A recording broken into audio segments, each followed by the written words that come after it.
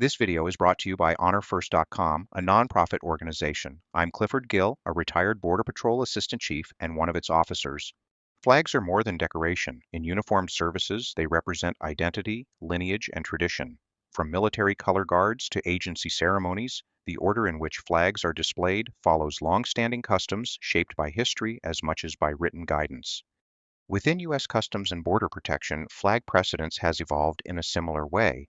This discussion looks at how that evolution occurred, not to argue what order should be used today, but to provide historical context for how traditions developed over time. To understand CBP's approach, it helps to begin with military precedent.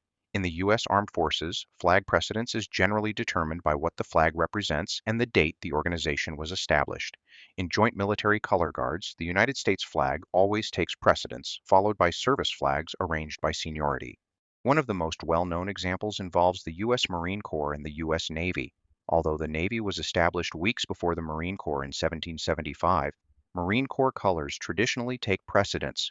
After the Revolutionary War, both services were disbanded. When re-established, the Marine Corps continued to recognize its original 1775 founding date, while the Navy initially recognized 1794. Even after the Navy officially reclaimed its 1775 date in 1972, the long-standing order of precedence remained unchanged. Once ceremonial traditions take hold, they tend to persist. Those same principles influenced how flag precedence developed within CBP. Among CBP components, the U.S. Border Patrol, the Office of Field Operations, and Air and Marine Operations each have official flags. From roughly 2003 through 2016, CBP color guards commonly displayed the Border Patrol flag first among CBP component flags.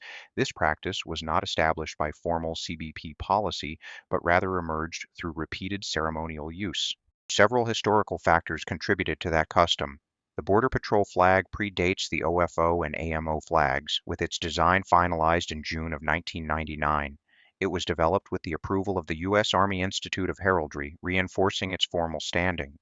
During that period, the Border Patrol maintained a distinct organizational identity, while OFO emerged from the consolidation of legacy inspection functions of the U.S. Customs Service and the Immigration and Naturalization Service into the U.S. Customs and Border Protection in 2003.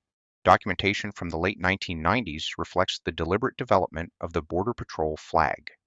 Correspondence records decisions on the flag's color and symbolism, including the use of 22 stars representing Border Patrol sectors and the Academy.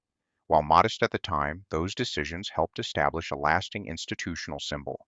In December 2016, the Office of Field Operations issued a memorandum that formally addressed flag precedence, but only within OFO.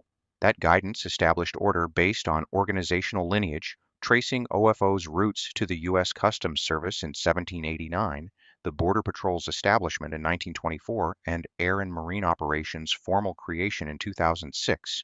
Importantly, CBP has never issued a single universally binding policy governing flag precedence across all components.